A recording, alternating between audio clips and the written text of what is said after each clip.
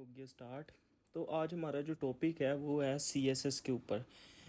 HTML हमने कर लिया, जो HTML का बेसिक था। HTML का मेन जो काम था वो सारा स्ट्रक्चर ही बनाना है, ठीक है। अब जो वो स्ट्रक्चर बनाना है ना, उसको जो डिज़ाइन करना है वो है स्केडिंग स्टाइल शीट। इसका काम CSS की फुल फॉर्म क्या है?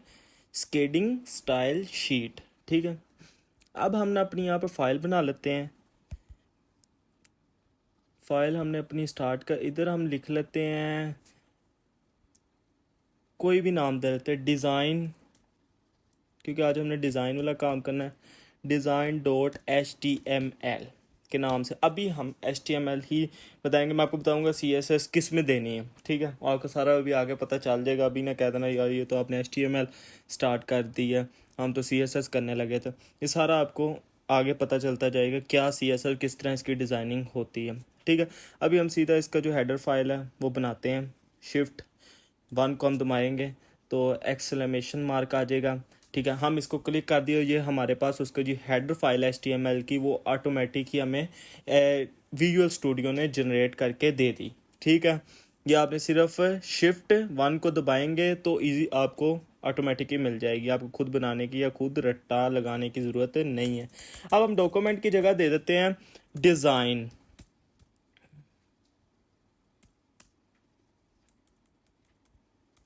या लिख देते CSS, बस CSS इट्स इनफ, ठीक है। अब हम चलते हैं बॉडी पे, ठीक है। अब बॉडी पे हमने जो काम करना है ना सारा, वो मैं आपको बताता हूँ, ठीक है। अब बॉडी पे हम पहले तो अभी हम स्ट्रक्चर ही बनाते हैं, क्योंकि हमने स्ट्रक्चर बनेगा तो फिर हमने आगे उसको डिज़ाइन करना है ना। कोई चीज़ हमारे पास होगी, कोई हमारे पास पैराग्राफ, कोई भी हमारे पास चीज़, देन ही हम उसको डिज़ाइन कर सकते हैं। तो अभी हम एक लिखते हैं पैराग्राफ, ठीक है। पैराग्राफ लिख लेते हैं। पहले हम हेडिंग लिख लेते हैं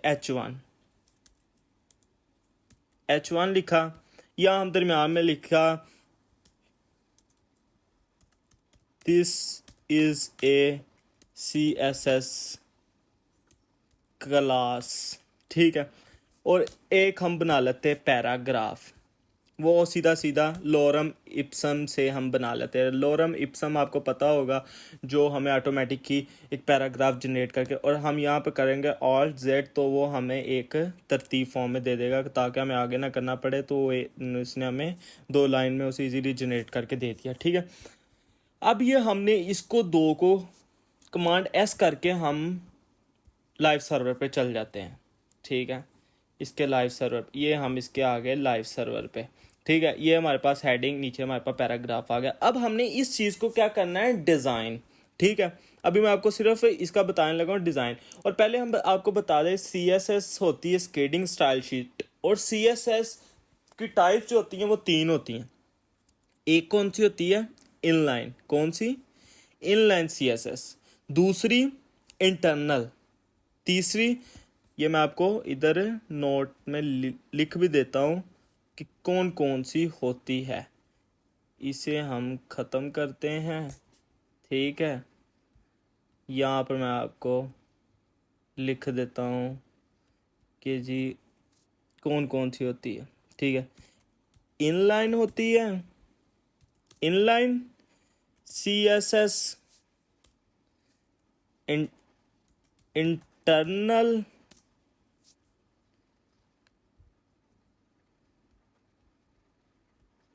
इंटरनल CSS, ठीक है, और एक्सटर्नल CSS।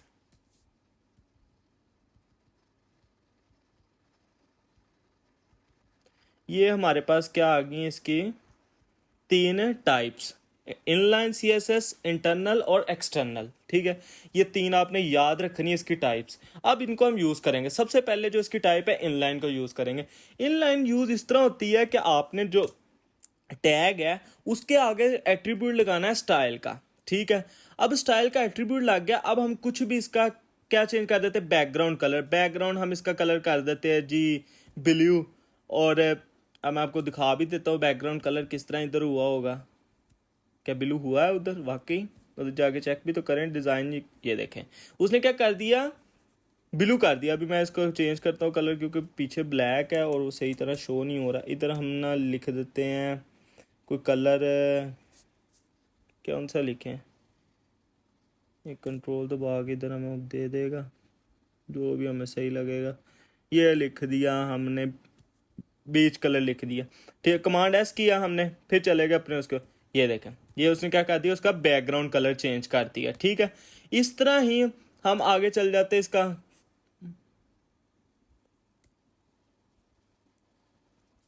ठीक है। इससे बाहर जाएंगे, इधर हम लिख लेते हैं इसका फ़ॉन्ट साइज़ हम इसे लार्जर दे देते हैं, ठीक है। फिर से बाहर जाते हैं, हम इसका पैडिंग, ठीक है, पैडिंग हम इसकी ऑटो रखी, लेकिन हम इसे ऑटो डिलीट करके यहाँ पर 20px कर देंगे, ठीक है।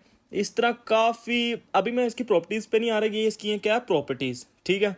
अभी हम इसकी प्रॉपर्टीज़ पे नहीं आ रहे, जब प्रॉपर्टीज़ पे आएंगे तो आपको मैं प्रॉपर्टीज भी सही तरह समझाऊंगा। अभी हम इसकी क्या, मैं आपको समझाने की कोशिश कर रहा हूँ, इसकी टाइप्स है, सीएसएस की टाइप्स, कि सीएसएस की तीनों टाइप्स का डिफरेंस क्या है इनमें, इनका मेन मकसद किस तरह ये तीनों यूज़ होती हैं, और कौन सी आजकल मार्केट में और कौन सी आजकल डेवलपर ज़्यादा यूज़ कर रहे हैं, वो आपको ऑटोमेटिकली पता चल जाएगा, जो आपको ईजी लगेगी और वो ही आप यूज़ करेंगे, ज़री बात है, ठीक है। अभी हम इधर और चेंज कर लेते हैं, इधर हम कंट्रोल जब दबाएंगे हमें काफ़ी ये चीज़ें दे देगा, ठीक है, क्या आपने क्या चेंज करना है, ठीक है। लेकिन हम इधर लिखते हैं कलर, कलर हम लिख लेते हैं, कलर हम इसका दे देते हैं एक्वा कलर दे देते हैं। अभी हमारे पास क्या हो गया, काफ़ी ज़्यादा हमने इसके प्रॉपर्टीज़ लिख ली। अब कमांड एस करते हैं तो जब हम उधर जाते हैं तो क्या इसने चेंज किया, ये देखें ना, सारा चेंज कर दिया, लेंथ बढ़ा दी, दरमियान वाला कलर कर दिया, ठीक है। और जो जो हमने पैडिंग वगैरह की थी वो सारा कुछ इधर क्या हो गया, उसकी प्रॉपर्टीज़ लग गई और वो चेंजिंग हो गया। इस तरह प्रॉपर्टीज़ काफ़ी ज़्यादा है, और प्रॉपर्टीज़ पे भी मैं आऊँगा, क्लास अगली प्रॉपर्टीज़ पे ही आपकी आएगी, ठीक है।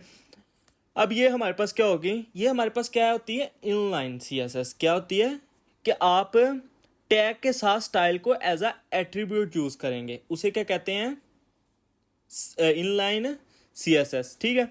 हेडिंग यहाँ पर भी हम कर लेते हैं, यहाँ बैकग्राउंड पहले स्टाइल देते हैं, ठीक है। स्टाइल के साथ हमने क्या करना है,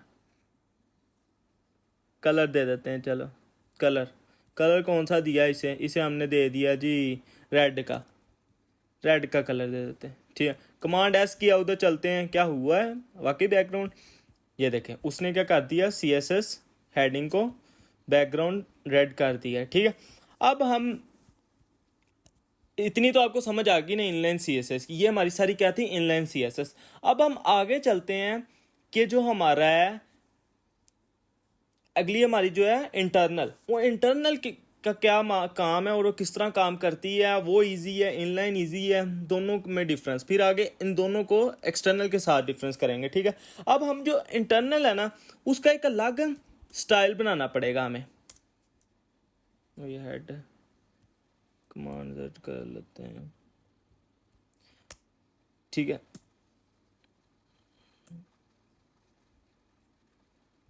ये उसका आपने एक अलग टैग बनाना है। यहाँ पर हमने क्या था, पैराग्राफ हमारे पास टैग था और style as a attribute use हुआ था, एज अ फीचर, ठीक है।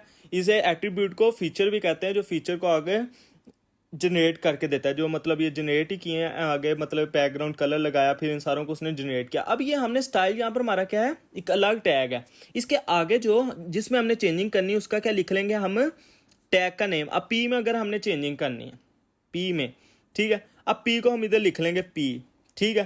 पी के आगे लगाएंगे कर्ली ब्रैकेट। अब इधर हमने जो भी करना है उसका चेंज, अब ये देखें मैं इधर से इसे क्या करता हूँ, कॉपी कर लेता हूँ, ठीक है। कमांड सी किया और इसे मैंने क्या कर दिया, डिलीट। और अब हम काम करेंगे इधर एक कमांड वी, कमांड एस, ठीक है। अब ये हमने क्या कर, ये तो ख़त्म करें, क्योंकि स्टाइल तो हमने ऊपर लगा दिया, हमें स्टाइल की तो इधर ज़रूरत है ही नहीं है, ठीक है।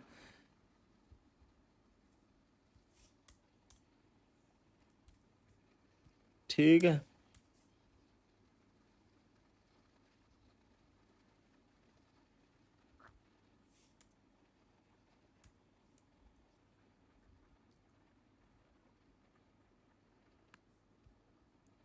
अभी हम ना इधर सारा करेंगे चेंज, क्योंकि ये ना सारे आगे आ गए हैं वहाँ से, क्योंकि उसका स्ट्रक्चर चेंज है और इसका स्ट्रक्चर चेंज है, ठीक है। इसका मैं फॉर्मेट सही कर लेता हूँ, इधर, ठीक है, फॉर्मेट डॉक्यूमेंट किया, ठीक है, ये हमारे पास फॉर्मेट।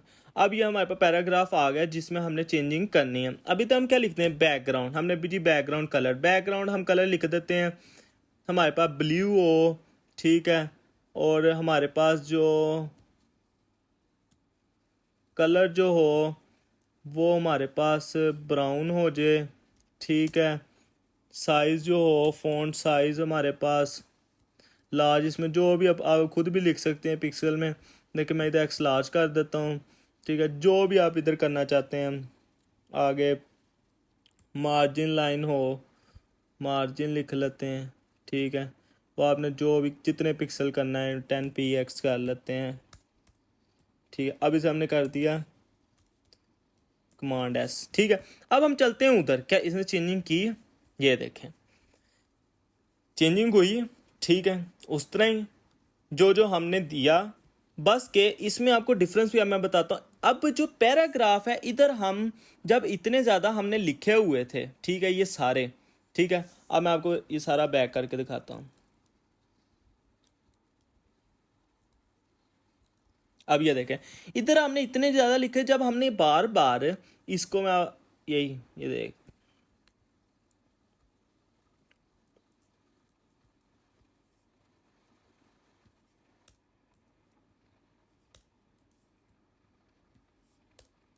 ये देखें, अब इसे हम सेव करते हैं और जब जाएंगे अपने उधर, ये देखें कितने हमारे पास इतने ज़्यादा पैराग्राफ बन गए। और इधर हमारे पास जब इतनी चीज़ें बन जाती हैं तो हमारे पास रीयूजेबिलिटी नहीं होती इनलाइन में, ताकि हम उसे बार बार इतना ज़्यादा जब हम पैराग्राफ लिखेंगे तो चेंज करना हमें बड़ी डिफिकल्टी होगी। अभी तो हमने कुछ लाइनों का कोड लिखा तो हमें बिल्कुल समझ आ रही है, लेकिन हम दोबारा जब इतने लाइनों का कोड, जब पूरी वेबसाइट एक बनेगी तो हमें इसमें चेंजिंग करने के बहुत ज़्यादा डिफिकल्टी आएगी। कहीं भी अगर हमारे पास एरर आता है तो हमें उसे ढूंढना बहुत डिफिकल्ट हो जाएगा। तो ज़्यादातर डेवलपर इसे नहीं यूज़ करते क्योंकि ये इसमें रीयूजेबिलिटी नहीं है। अब इसमें रीयूजेबिलिटी है ये वाले में, ठीक है, इसमें रीयूजेबिलिटी इस तरह है कि हम कोई भी चीज़ लिखते हैं ना, अब हमने पी को लिखा था, अब उसमें हम चेंजिंग कर सकते हैं इजीली, जिस तरह का अब हमने जिस तरह उसको किया था पैराग्राफ को, इधर बैकग्राउंड लिखा था, ठीक है, अब बैकग्राउंड कलर जो भी दिया था उसे हमने दिया था ब्लू वॉयलेट, इधर दे देते हैं, ठीक है, कलर हम दे देते हैं, ठीक है, कलर हमने दे दिया ये वाला, ठीक है, फ़ॉन्ट साइज़ जो भी आपने देना है आपकी, बहुत अभी प्रॉपर्टीज़ में मैं आ नहीं रहा, प्रॉपर्टीज़ बहुत ज़्यादा है, प्रॉपर्टीज़ भी मैं आपको एक अलग पूरी उसके ऊपर भी वीडियो होगी, वो आपको समझ आ जाएगी जब वो प्रॉपर्टीज़ देखेंगे। अभी मैं सिर्फ आपको दिखा रहा हूँ कि 2 3 4 प्रॉपर्टीज़ करके के अभी मैं आपको डिफरेंस इन तीनों मेन टाइप्स का बता रहा हूँ, क्योंकि ये यूज़ होनी है। अगर आपको टाइप्स नहीं आते होंगे तो आप आगे किस तरह करेंगे, ठीक है। अब ये देखा, अब आपको इधर मैं एक चीज़ भी बताऊंगा, ठीक है। अब हमने क्या किया, दोनों प्रॉपर्टीज़ भी यूज़ की हैं, इनलाइन भी यूज़ कर ली है और इंटरनल भी यूज़ कर ली। अब आप मुझे बताएं कि इंटरनल पहले यूज़ होगी या इनलाइन पहले यूज़ होगी, मतलब इनलाइन के फीचर जो हमने ये यूज़ किए हैं, बैकग्राउंड कलर ये आएंगे कि या इंटरनल के आएंगे, ठीक है। ये अब करके तो आपको सोचें, जिसने सोच लिया आंसर, जिसको सही आता है वो मुझे नीचे कमेंट में बता दे, जिनको नहीं आता उनको भी अभी पता चल जाएगा। पहले चलते हैं, ठीक है, कौन सी उसने प्रॉपर्टीज यूज़ की हुई हैं, इनलाइन वाली। अभी भी उसने इंटरनल वाली प्रॉपर्टीज नहीं यूज़ की, ठीक है। क्यों नहीं यूज़ की, क्योंकि जो इनलाइन है, इनलाइन की प्रॉपर्टीज वो डायरेक्ट अप्रोच हो रही हैं। और मेरी एक बार भी याद रखना, जब एक आपका ये जिस तरह डॉक्यूमेंट टाइप है ये आपकी यूज़ होगी, ठीक है, वो इसको फिर ओवरराइट कर देता है, फिर इस पे आएगा, ठीक है, इसको यूज़ करेगा ओवरराइट, पीछे जो पीछे पीछे वाली होंगी उसको ओवरराइट करता जाएगा। अब ये वाली प्रॉपर्टीज़ हमने पहले यूज़ की हैं, ये वाली प्रॉपर्टीज़ बाद में हमने यूज़ की हैं, ठीक है। इसलिए ये हमारी जो एक मेन ये भी ऑप्शन है कि हमारे पास ये बाद में आ रही हैं, ठीक है, ये हमारे पास पहले आ रही है, इसे उसने यूज़ करके तो बाद में ओवरराइड भी कर दियो। अब वो बाद में जो प्रॉपर्टीज़ आई हैं वो आगे जाके वेबसाइट में यूज़ होगी। अभी मैं आपको जिस तरह बताता हूँ, ये देखें, ठीक है। अब मैं स्टाइल को उठाता हूँ, कमांड सी करता हूँ, इधर से कट करता हूँ, आगे जाके जी इधर कमांड वी पे लगाता हूँ, कमांड एस करता हूँ। अब किसकी प्रॉपर्टीज यूज़ होंगी, यहाँ पे मेरे कोई गलती हुई, अभी भी उसी की यूज़ होंगी, इंटरनल की। क्यों, क्योंकि वो डायरेक्ट अप्रोच कर रहा है, इसमें वो डायरेक्ट अप्रोच कर रहा है, मेन ये भी है कि डायरेक्ट उसको वो अप्रोच कर रहा है। ये देखें स्टाइल, अभी मैं आपको जब एक्सटर्नल की बताऊंगा ना तब आपको सही तरह समझ आएगी कि अभी आपको थोड़ा का वो मिक्स हो रहा होगा कि जी हमें बाद में आई तो जी किस तरह, तो ये तो मैं आपको इंटरनल की एक्सटर्नल भी कर लें। अब एक्सटर्नल क्या होता है, ठीक है, एक्सटर्नल सीएसएस की टाइप की होती है। एक्सटर्नल सीएसएस की टाइप ये होती है कि इसकी आपको एक अलग फाइल बनानी पड़ती है। वो किस तरह, यहाँ पे बना लेते हैं STY स्टाइल डॉट CSS। अब जिस तरह से HTML का नाम देते हैं .html, इधर हमने CSS की फाइल का नाम देना है ताकि उसे पता चले कि CSS की फाइल है। इसे क्या करते हैं, हम सेव करते हैं और इधर हम अब लिखेंगे प्रॉपर्टी। अब मैं सेम प्रॉपर्टी, ये देखें पैराग्राफ, पैराग्राफ में हम चेंज, ऊपर पैराग्राफ में अब तीसरी इधर पैराग्राफ की ही हम लिख लेते हैं। इसमें भी मेन स्टाइल हुई बी कर्ली ब्रैकेट। अब हम इधर लिखेंगे बैकग्राउंड, बैकग्राउंड कलर जी दें हम, इधर हम दे देते हैं बैकग्राउंड कलर नहीं सेम हो जाएगा, ठीक है, बैकग्राउंड ब्लैक दे देते हैं और कलर वाइट दे देते हैं। सही है, सही तरह पता चल जाएगा। कलर हम ये एलाइस ब्लू दे लेते हैं, ठीक है। अब इधर हम कमांड एस कर देते हैं। अब देखें कौन सी प्रॉपर्टी यूज होगी, अब मुझे बताएं। इंटरनल पहले है, फिर ये है, अभी भी इनलाइन ही यूज होगी। अभी उधर चलते हैं, दोनों सेव नहीं, इधर डॉट आ रहा है, इसे भी सेव कर लें, ठीक है। अब चलते हैं, अभी भी कौन सी यूज हुई है, इनलाइन ही, क्योंकि उसको वो डायरेक्ट अप्रोच कर रहा है, ठीक है। ये बिल्कुल पैराग्राफ के साथ ही उसने आगे स्टाइल, उसने पहले अपने साथ वाली चीज को देखना है, मेरा साथ क्या है। अगर ये साथ ना होता तो फिर उसने लाइन बाय लाइन चलना था। अगर हम ये देखें, इसे हम खत्म कर देते हैं, ठीक है। इसे क्या हमने किया, खत्म। ये मैं आपको खत्म करके दिखा, ये हमने इसको भी खत्म कर लिया, इसको भी खत्म कर लिया, इसको भी खत्म कर लिया,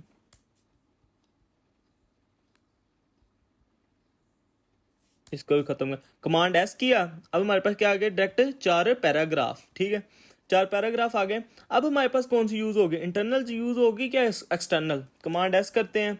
अब हमारे पास कौन सी यूज होगी, इंटरनल, वो आपको पता चल, ये देखें इंटरनल में यही कलर लगाया था पर्पल टाइप, ये देखें ब्लू वॉयलेट लगाया था, सारे यही लगे थे, फॉन्ट साइज मीडियम, ठीक है, यही थे। दोबारा आप एक दो देख लें आपकी तसल्ली, क्योंकि ये भी डायरेक्ट अभी के स्ट्रक्चर पहले ये आ रहा है, फिर अगली वेबसाइट पे वो जाएगा, ठीक है। मेन काम तो हमारा रह ही गया, लेकिन यूज यही होना है, मेन काम हमने उसे लिंक तो किया ही नहीं।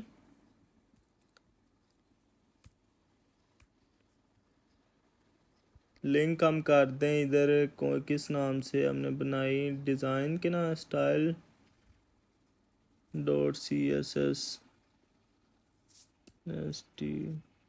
Style dot CSS, command S किया। अभी भी वो ही यूज़ करेगा, क्योंकि इसका मेन एक्सटर्नल बाद में यूज़ होनी है, आपने याद रखनी है सबसे पहले इनलाइन, ठीक है। फिर अब अभी मैं आपको एक चीज़ बताता हूँ, इधर कौन सी यूज़ होगी, ठीक है। इधर अब मैं आपको बताता हूँ कि पैराग्राफ है, पैराग्राफ को हमने किया बाद में, ठीक है। अभी ये पैराग्राफ को इधर ही लिखा रहने दे, मैं आपको बताता हूँ ये लिंक कमांड, क्योंकि पहले आ गया ना, उसने ओवरराइट कर दिए इसे, फिर आगे हमारे पास क्या था। अब मैं आपको ये कॉपी कर लें, कमांड C किया, फिर हम इसको लिख दिया इसके बाद।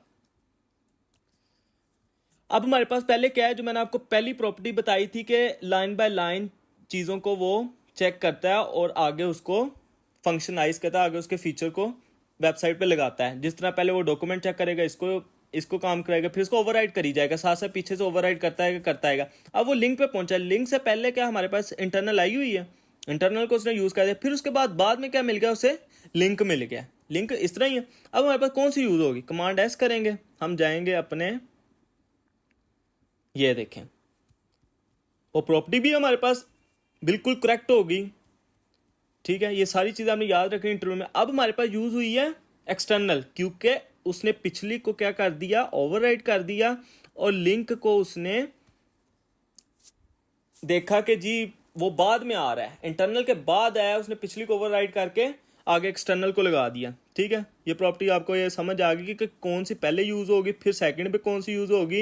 ये नहीं कि पहले पे इनलाइन, इनलाइन तो है, इनलाइन हर जगह पहले ही यूज़ होगी अगर वो डायरेक्ट, क्योंकि वो डायरेक्ट अप्रोच करती। इंटरनल और एक्सटर्नल ये दोनों देखी जाती हैं लाइन बाय लाइन कि पहली कौन सी आ रही है और बाद में कौन सी आ रही है। ठीक है, तो ये बड़ा मेन क्वेश्चन था, ये सारा इंटरव्यू में पूछे जाते जब भी आप इंटर्नशिप करेंगे या कोई भी जॉब वगैरह, तो ये छोटी छोटी चीज़ों से ही वो चेक करते हैं आपको कि आपकी क्या, कितनी आपकी वैल्यू है, कितने आपके पास मटेरियल पड़ा हुआ है। ठीक है, अगर आपके पास कोई डाटा ही नहीं होगा, कोई आपको पता ही नहीं होगा, हाउ नो ही नहीं होगी चीज़ की कि ये तो छोटी छोटी चीज़ें भी तो बड़ी मुश्किल आगे आनी है।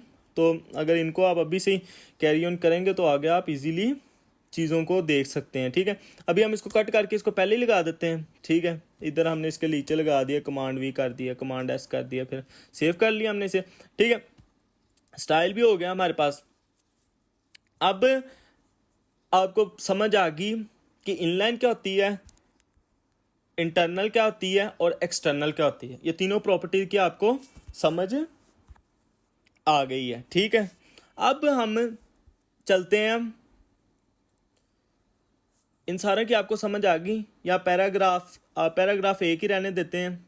ठीक है, बाकियों को ये मैंने इसीलिए यूज़ किए थे कि आपको पता चल जाए कि इनलाइन क्यों नहीं, मतलब हमारे डेवलपर यूज़ करते, क्योंकि इसका आगे रीयूजेबिलिटी नहीं है।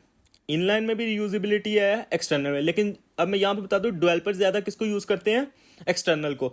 एक्सटर्नल को इसलिए वो यूज़ करते हैं क्योंकि एक्सटर्नल बाद में वो जाके इजीली एक अलग फाइल में उसको चेक कर सकते हैं, रीयूज कर सकते हैं, कहीं भी उसको चीज़ चेंजिंग करनी है तो डायरेक्ट उसके नाम को देखेगा और आगे उसको जाके चेंज कर देगा। अब इनलाइन में फिर यहाँ पर बहुत ज़्यादा कोड, एक ही कोड है, HTML की फाइल में बहुत ज़्यादा कोड बन जाता है, तो इधर भी उसे, क्योंकि हमने आगे जाके बहुत से या क्लासेस बनानी है, बहुत से स्टाइल बनाने हैं, तो वो बड़ा अभी डिफरेंट बहुत से आईडीज़ बनती हैं, तो फिर इसलिए ज़्यादा डेवलपर आप इनलाइन को भी यूज़ कर सकते हैं। अगर आप इजीली उसको कैरी ऑन कर सकते हो, देख सकते हो बाद में, तो ठीक है। लेकिन ज़्यादातर डेवलपर आजकल तकरीबन 99% डेवलपर एक्सटर्नल ही आजकल यूज़ कर रहे हैं। ठीक है, तो आप भी एक्सटर्नल यूज़ करें, मेरी आपको गुजारिश यही है, रिक्वेस्ट भी यही है। ठीक है, अभी हम चलते हैं स्टाइल CSS। ठीक हो गया, अभी हम आपको बताएंगे क्लास और आईडी। ठीक है, क्लास और आईडी में डिफरेंस क्या है हमारा। ठीक है, मैं कहता हूँ ये वीडियो बड़ी होगी है, इसमें डिफरेंस कर लेते हैं। अब नेक्स्ट जो है ना, अगला ही पार्ट 2 आएगा। ठीक है, उसमें आपको मैं क्लास और आईडी में डिफरेंस बताऊंगा। इसमें आपको सारा मैं डिफरेंस बता दिया, तो नेक्स्ट वीडियो, क्योंकि वीडियो देख के अब नेक्स्ट वीडियो क्लास और आईडी के देखेंगे, क्लास आईडी किस तरह यूज़ करते हैं। Thank you so much.